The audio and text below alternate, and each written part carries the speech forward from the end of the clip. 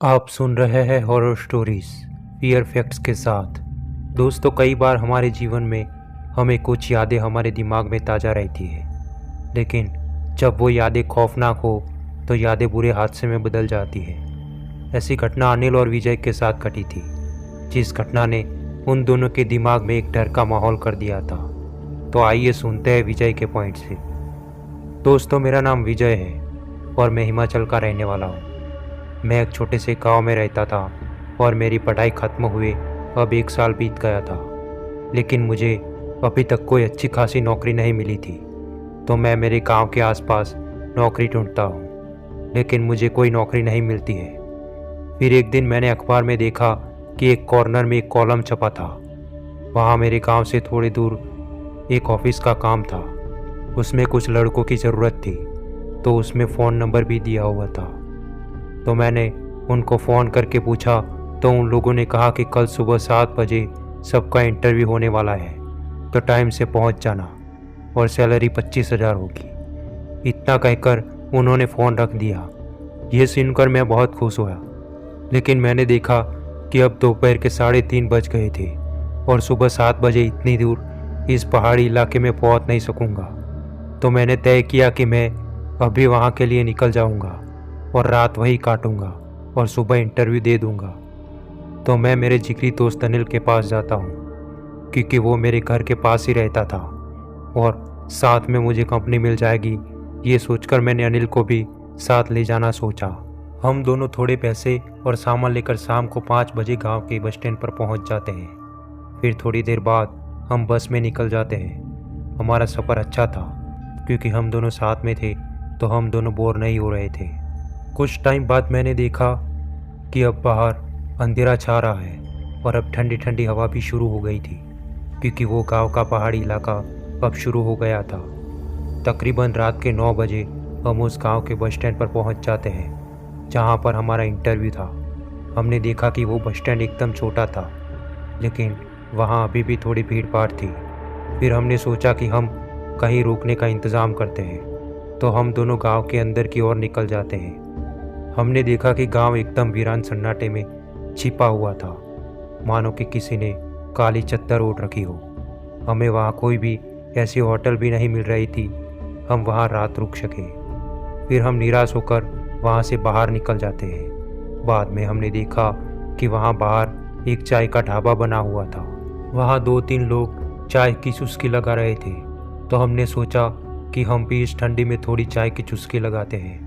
फिर हमने उस भाई साहब से चाय मंगवाई और पीने लगे। थोड़ी देर बाद उस चाय वाले ने हमें घूरते हुए कहा कि आप लोग यहाँ के नहीं लगते और इतनी रात को इस गांव के अंदर से क्यों आ रहे हो। तभी हम दोनों ने हमारी तकलीफ़ बताते हुए कहा कि हमें यहाँ रात को ठहरने के लिए जगह चाहिए। तभी उस आदमी ने कहा कि अच्छा होगा कि तुम दोनों यहाँ से चले जाओ, क्योंकि यहाँ कोई भी रात को 12 बजे के बाद नहीं घूमता है, और जो भी घूमता है उसकी मौत पक्की है, क्योंकि यहाँ एक बुरी आत्मा भटकती है। वो इंसानों को दर्दनाक मौत मारती है।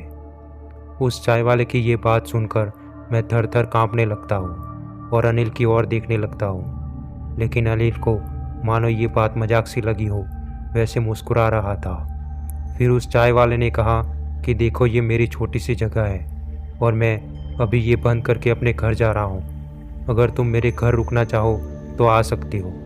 तभी मैंने उस चाय वाले को पूछा कि आपका घर यहाँ से कितना दूर है, तो उसने कहा कि तकरीबन 1.5 घंटा लग जाएगा। तो मैंने उनको मना कर दिया, क्योंकि सुबह 7 बजे मुझे यहाँ हाजिर होना था। फिर उस चाय वाले ने उसकी दुकान का छोटा सा कैबिन बंद कर दिया, जो लकड़ी से बंधा हुआ था, और बाइक लेकर अपने घर की ओर निकलने लगा। और उसने कहा कि बच्चों संभाल के रहना, और हाँ, तुम्हें आराम करना हो तो कैबिन में कर लेना। उतना कहकर वो वहाँ से निकल जाता है। मेरी धड़कन अब और तेज हो रही थी कि तभी एकदम तेजी से बिजली गरजती है और एक तूफानी बारिश शुरू हो जाती है। तो मैं और अनिल उस छोटी सी कैबिन में कपड़े का पर्दा ढक के बैठ जाते हैं। हम भूख के मारे मरे जा रहे थे, क्योंकि हम खाना भी साथ नहीं लाए थे। तो मैं और अनिल बातें करना शुरू कर देते हैं। तभी अनिल ने कहा, विजय तू शांति से सो जा, यह आत्मा भूत ऐसा सिर्फ फिल्मों में होता है।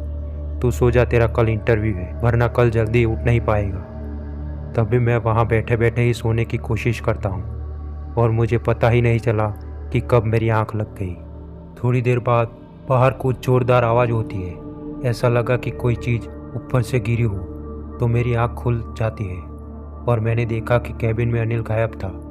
ये देखकर मेरी आंखें फट जाती है।